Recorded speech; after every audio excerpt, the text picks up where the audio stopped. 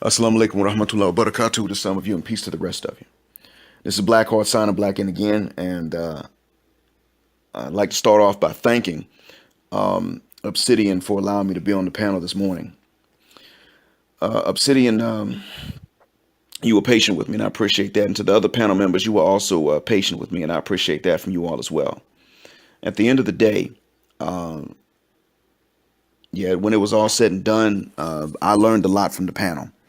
Now, the reason that I have entitled this as it is because, frankly, I don't want to get into it with Alan Roger Curry or anybody, and I'm not trying to steal anybody's work, but I understand that the previous panels were titled in coincidence with the title of his book, Beta Male Revolution. Those three words appear in that order in his book and in the titles of two other panels. Okay, fine. The other reason I titled it like this is because I'm not asking the question, I'm giving the answer. Yes, the black manosphere is the response of black males that were not selected. But let me clarify something. The black manosphere is the response of unselected and selected and men who have been both. Now, I didn't say beta male. Also, because you could debate about who's a beta male and what it entails and all that. And I didn't say revolution because you can debate that term too. I understand the implied meanings and I'm not debating, but I realize that because black folks do like to debate the meanings of words a lot, I don't have time for that. So I'm just going to talk about the response, the result, the pushback of black men, period, in America. But there are those of you brothers that have been selected always, and you don't know what it's like on the other side of the fence. And so therefore, you're sort of taken aback and you disagree. Now, I understand that the experiences are going to shape your outlook, just like our experiences will shape our outlook. But I want to point something out to you, though, with no hatred or rancor. It's just something I'm pointing out. And I mentioned this before in the previous recording. The fact is that the black manosphere is not only is it not just beta males, whatever that is, it's not just guys that didn't get selected. The black manosphere is guys that got selected all the time, guys who got selected sometimes and guys who never got selected, and everything in between, all the percentages in between. I'm one of those in that middle. I've been unselected and I've been selected. And I really had a lot of psychological games run on me as I was a kid and in a young adult. So I fully understand both sides of the coin. Well, actually, I more closely understand being unselected than I do being selected because the time length for that one is longer. But I understand both. And I got to say that at the end of the day, when you realize that you're being lied to and disrespected, there's a trauma that can come with that. And I know that it can because if you are in your if you're in your teens and your early 20s and you don't understand why other people's libidos can almost be uncontrollable, then that's because yours has been lowered. Now, what lowers the libido? Health problems, something nutritional lacking, or stress. That's what. I passed my checkups. I've had sinus issues all my life. Of course, if you have trouble breathing, then you can have trouble with a libido. But there've been times I had trouble breathing and times I didn't. So what else was there? Well, I admit, women were a very stressful topic for me because I was so confused and I was trying to figure out why I was that stupid. And other guys didn't complain about confusion with women. They didn't even seem to be confused. Come to find out, they're putting up a front. When social media came out and guys started comparing experiences, I realized, no, this is a common phenomenon. I mean, a lot of men say they don't understand women, but outright being confused by them, well, that was something I would admit to. But damn, now only after social media, other guys admitting this. And I'm not the only one that went through this. So brothers, I want you, those of you who have always been selected but don't understand why there's a black manosphere, to understand is that your experiences are not normal. I'm not angry you had them. I just want you to realize that they're not common. When I say normal, I'm talking about in terms of proportion. They're not common experiences.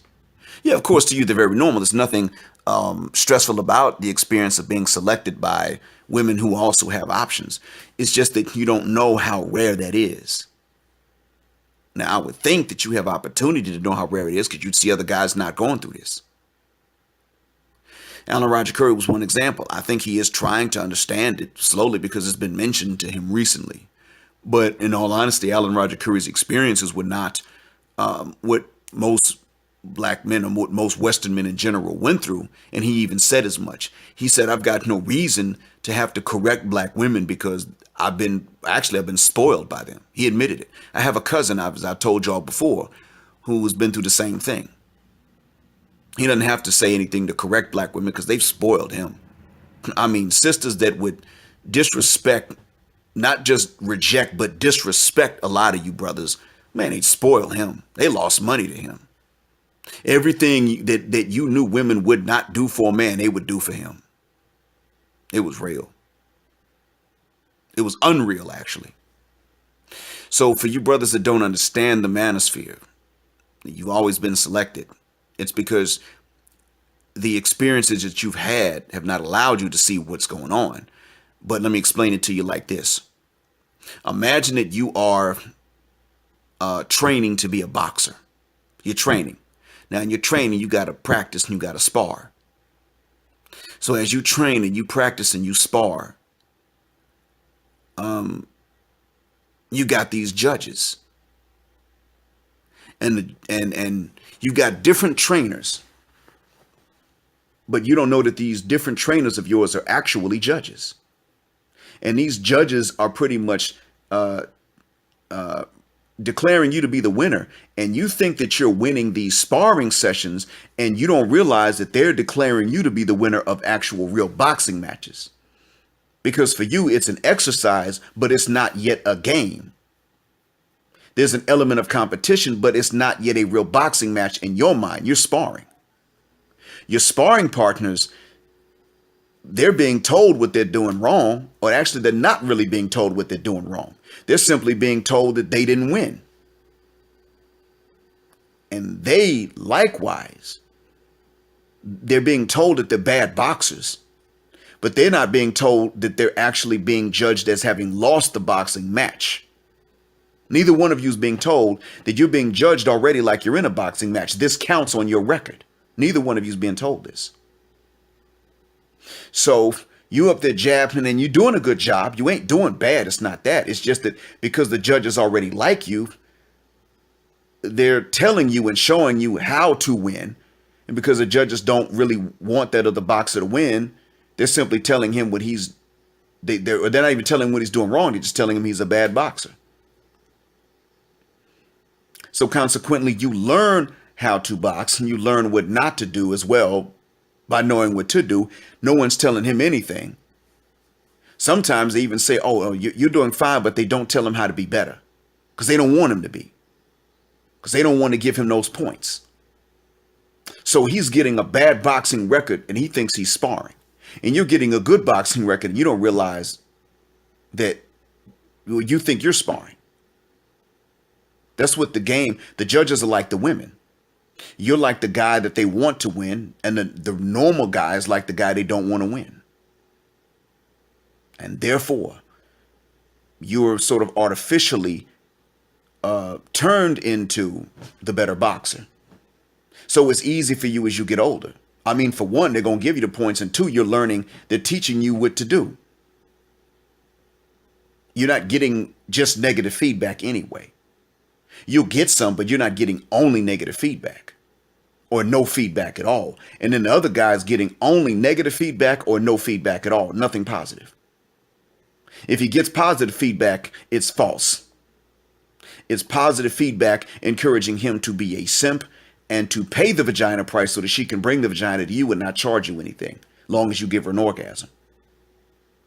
But there's an extra price that you don't know about because you were never presented with that bill. I get it. You just didn't know. And I don't fault you per se because no one ever told you. No one knows something if no one ever tells them or showed them. No one does. But now I'm telling you. And if you sit back and watch, you'll see this be the case with other guys. Talk to other guys you know that may that are having trouble with women. And if you don't know whether they're having trouble with women or not, then assume that they're having at least some trouble, and sometimes not others. Assume they're in the middle if you don't know. Talk to even them and you'll see the troubles they have, and then the other guys who have this trouble all the time and no other result. And we're not talking about the guys with bad hygiene, don't brush their teeth, stuff like that. No, we're talking about the normal guys. They got hygiene, they just don't have women on their arms, especially attractive women. Check them out. Ask them what's going on.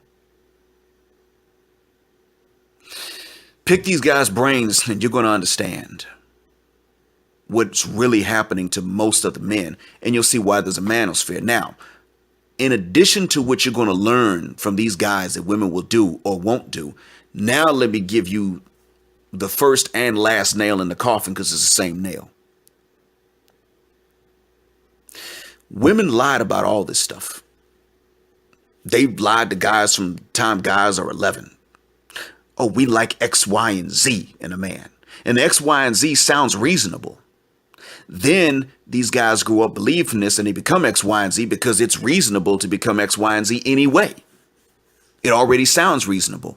And then as they become X, Y, and Z, they still have to approach the women, only to find out years later that not only do the women like LMNOP, but the women are approaching LMNOP after they said they don't approach men. They're feminist and they go after everything in life they want except for the men they want. But in reality, they are going after LMNOP. You are LMNOP. But you don't know this because when these women approach you, they're not lying to you about what they want. They're lying to the X, Y, and Z guys about what they want. They're not lying to you, LMNOP, because they're coming to you, or they're doing stupid things to get your attention, things that you can see right through. They're not hiding their interest in you to the same degree to which they would hide their interest in X, Y, Z if they like X, Y, and Z to begin with. Because there are women that like X, Y, and Z, and there are women that don't like it. But the ones who do like it are still going to go after LMNOP because that's what their friends are chasing, and it's a competition. That's all. So you did not realize any of this because you were never presented with any of the bills. You were never presented with any of the downsides, and that's why you didn't know. The hardest part of this for you has been doing the physical or exerting the physical energy in the gym and exerting the physical energy to make her busted and squirt all over the place. That's the hardest bit. That's been the roughest part for you guys. And you didn't know that there were guys going through worse because no one told you. But you've got guys that are like you that have always been selected, yet they know what other guys are going through, and they're also in the manosphere. An example is a guy whose name I don't remember. He recorded a YouTube video, and he's always in the gym somehow. He's got the time for it and the money. And he said that one of the things that happened was that as he started to get results in the gym from his workouts, he got approached by women more and more, but they were almost always married. If they weren't married, they were in relationships, but single women weren't approaching him. That's what he said. These women weren't saying to him, well, let's get together and hiding from him. No, these women were letting him know that they were married.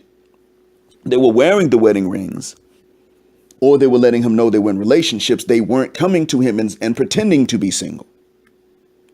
This is something right there. This says a lot. And now all of a sudden, he's getting hit up by these women.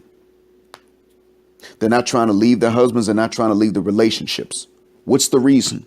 There's the vagina price. And they want these men that they're with to pay the vagina price so that they can give him the vagina for free. He just has to make them nut. He just has to satisfy the genitals. This is a guy that's been selected. Now, if he ever went through a time when he was unselected, he didn't talk about it. But you've got guys, other guys like him, that have been selected most of the time. Now, he's a young fella, so I'm assuming he didn't have a lot of time to be unselected. But you've got guys that have been always selected, and they're looking at what the terms are. And for them, they realize that marriage is a bad deal. So, and even relationships are a bad deal because at the end of the day, they have to be the one that's committed. But she gets to run around. And that's why a lot of them are like, no, I'm not doing this. This is not okay. So, unfortunately, when I look at them, meaning the women, and what they say they want versus what they go after, I know consciously what other men know subconsciously, and that is that most of their rage comes from the fact that they were lied to begin with. This is why it is that we have to have a manosphere. This result, this reply, this response that is the manosphere was inevitable with the advent of social media because all the other conditions were already there to begin with in the Western world. That's why you got white guys that are red pill and black men that are red pill. You got white guys that are MGTOW and black men that are IBMOR. This is the reason for it. This is the reason that when guys got together and compared notes, they found that a lot of them were actually being treated pretty badly, but these same women were treating other guys better. And these were the same few men that these women were treating better. That's the reason why it is that there were some guys that got all the girls, and we would say that as a not a parable, we would say that as an idiom a long time ago because we would see it in our area. But then now you can tell it. You can listen to guys, and you'll see that a few of them have experienced being approached by attractive women, and that most of them have no such experience, even if they're like normally attractive to women, because they're normal. And this is exaggerated with sisters. There's one other thing, though, I want you brothers to understand. Those of you that have always been select and don't understand the flip side. Because you've been select. You don't know what black women say to us and how a lot of them will insult normal average black men. And I'm not talking about every black woman. I'm talking about specifically the swirler cheerleaders. Swirling, when black women do it, is an insult to black men because of what black women have done and said before. They have shown consistently in studies that were taken before that they were the least likely to date outside the race if they were given the option. They've shown this. Now studies are showing that they're the least sought after by men of other races to begin with, and they're the least, or somewhat the least likely. But the thing is, we can see a change in the attitude before a study confirms it. You got this pro-swirling cheerleading crowd. This is probably not that big a number, but they're growing. And they're dissing black men, dissing them hard, but they're not going for other men of color. No. They'll tell you everybody's better than you, black man, but they're not going for other men of color. They're not going for Malaysian, Indonesian, or Filipino men. They should, but they're not. No. They might go for a Chinese man. They might go for a South Korean man or a Japanese man. They might. Issa Rae was promoting black women being with specifically these three nationalities of Asians. The problem with that is that these are the racist nationalities of Asians. And she singled out the nationalities of Asians that have no beef with us and have never disrespected us as a whole, and told black women don't get with them because they're the niggas of the Asians. She went right along with white supremacy. Right off the bat, because she picked the white supremacist Asian nationalities to tell black women to go to. And she picked the non-white supremacist ones to tell black women to not go to. She gave the opposite of the good advice. It's like she's trying to hurt black women. I got issues with that because I don't want to hurt black women. She does. But you got these sisters dissing black men, but they won't go with other men of color. Except maybe the racist Asians. And they will go for the lame white dude, and he ain't even got to have the same amount of money a brother does. Lame white dude, no swag. What's going on here? You understand why this is aggravating and insulting? You just don't know about it because you ain't the brothers they've been dissing. Maybe you are sometimes, but if you are the brother they've been dissing, they're not dissing you to your face and telling you what's wrong with you. They're telling us what's wrong with you. If they're telling you what's wrong with you, they still dropping the drawers for you and screwing the hell out you. But, and squirting all over you. Then they turn around and come to us and complain about you. And when we say, you don't have to go through this, I wouldn't do it to you, why are you with him? Then they got something to say about that. Now, it's fine that they want what they want, but they still insist on complaining to us about it. Then, on after all of that, instead of dealing with the fact that they chose a specific type of black man because he would do this to them, they turn around and they go for the white guy. If they really get fed up, they go for another woman or they go for the white dude. Not the brothers that not the brothers they were trained to think of as less than men, not other men of color. No, white dudes. The ones that did this stuff to us in the first goddamn place so that they could spoil their women at our expense, they're going for these dudes. And some people say, well, you know, women like winners. I don't give a rat's behind. If women say that they want guys that have character, then you can't go for the guy that's a winner only because he cheated in the first goddamn place. And some sisters nowadays say, well, how did the white man cheat to get us in this position? Everybody does this to everybody else. No, actually, that's not the case.